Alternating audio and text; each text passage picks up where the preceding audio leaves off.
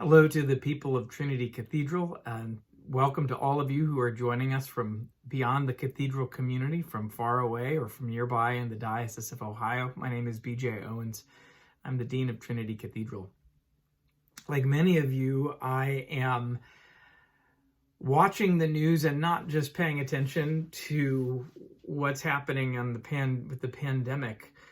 I've been watching with horror the news of Ahmaud Arbery, a story that unfolded months ago, and many of us are just now learning of it. 25-year-old African-American man who was running through a neighborhood in Georgia and was attacked and murdered by a white father and son. And I'm devastated to see and to know and to be reminded that this is the reality for so many African Americans, and especially for so many African American men. And I'm not going to pretend to feel the same thing that I would if I were African American, if I was raising Black children.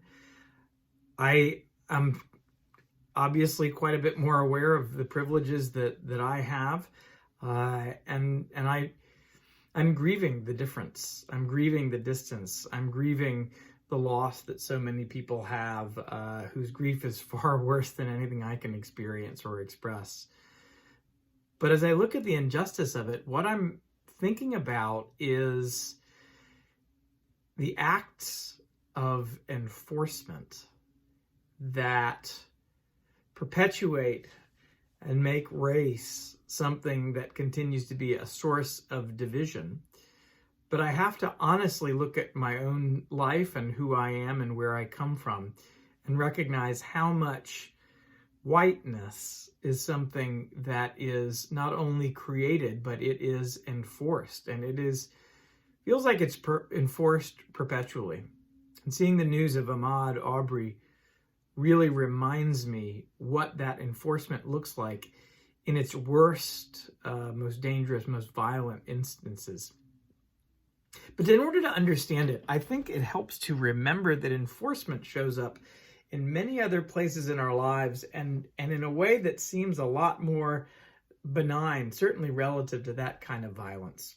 And I can think through a lot of times in my life where I've seen it and experienced it and failed to stand up to it, as I think we all need to name. But I'm remembering back to my commencement when I was graduating from college, the University of North Carolina at Chapel Hill. We're all watching all these wonderful commencement images right now, people doing commencement from home to celebrate that they have graduated and to celebrate the conclusion of a great deal of very hard work. And sadly, they can't all come together and be in their space with their families, and so they're all videoing from home. And I'm watching the Instagram feed from my college, UNC, and I'm so happy for the people who are graduating. Well, I'm remembering back to December 2007. No, oh my gosh, 1997. I just lost a decade right in there. When I graduated, so this is now 23 years ago. And I remember that the commencement speaker was Michael Eric Dyson. And he gave a fiery commencement address. And it was titled, "Is America Still a Dream?" He began by saying the only hope for extending the American dream is an acknowledgement that for many it has not been achieved.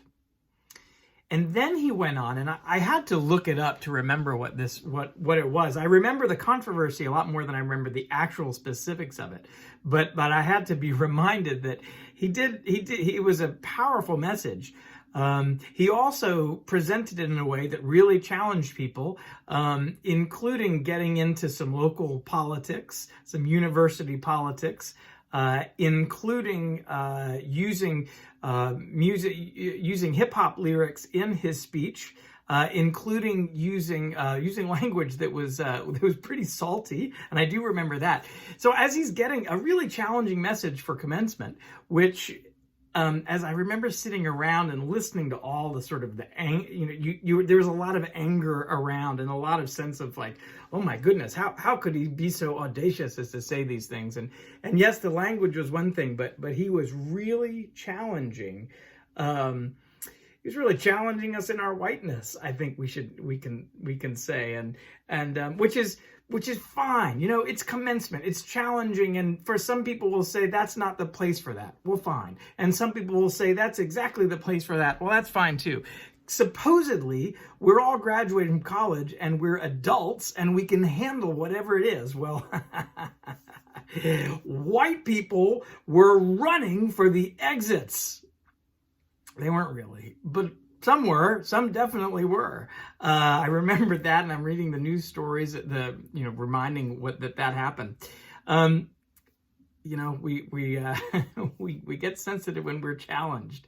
But what I remember most of all, and this is probably one of the most powerful memories around race I have. I'm walking out, and we're all in our Carolina blue vestments, and I'm behind a father and son. The son is graduating, and the father turns to him and he says, "That man ruined your graduation. That man ruined your graduation." And I thought, maybe not. I mean, really, like all things, it's what we bring to it. And if you're celebrating the work that this young man had done, and besides that, he's perfectly capable of figuring out what it means and how he interprets it, but apparently not, because the dad really needed to make sure that he understood that something was wrong, that it just had happened, and was challenging that. And what I would read into that is what I would call enforcement. That's enforcement.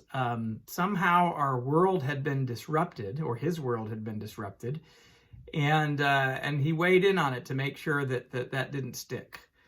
I have to think to my own life, and I have to say I have seen that kind of enforcement many, many times, and I would say I see it a lot now.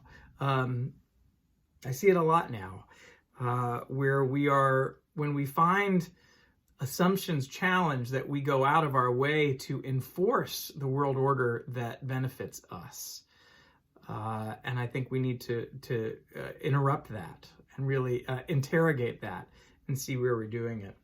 The reason why I bring that up is I look at this horrible thing that happened to Ahmaud Arbery, an act of terrible violence, an act of lynching. Lynching means an act of violence out of the racial motivation. That what is it doing? It's about enforcing a world order, a way of understanding, and like the father and son in my story, it was a father and a son who got into their vehicle to chase Ahmaud down. Enforcement, teaching from one generation to the next. Let's pay close attention to this in our lives. What can we do?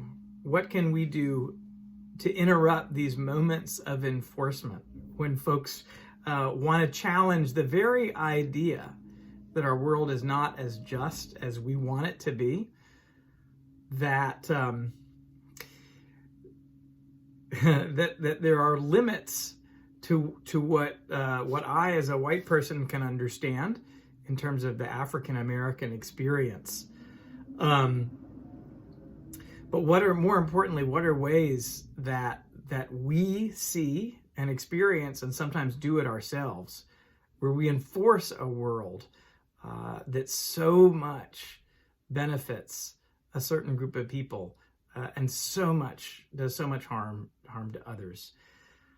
It's a challenging thing to think about. I don't have answers. I think I'm grieving my own insufficiency on this, and I'm grieving the suffering of other people.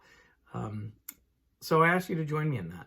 I ask you to join me in interrogating and challenging and finding ways to dismantle and ultimately bring grace and healing into a world where we enforce bigotry, where we enforce a racial understanding of the world that does not reflect who God created us to be or how God created us to be. It's a lot to keep in your prayers. It's certainly in mine. And I give thanks for all of our prayers, our companionship, and our work together. Blessings.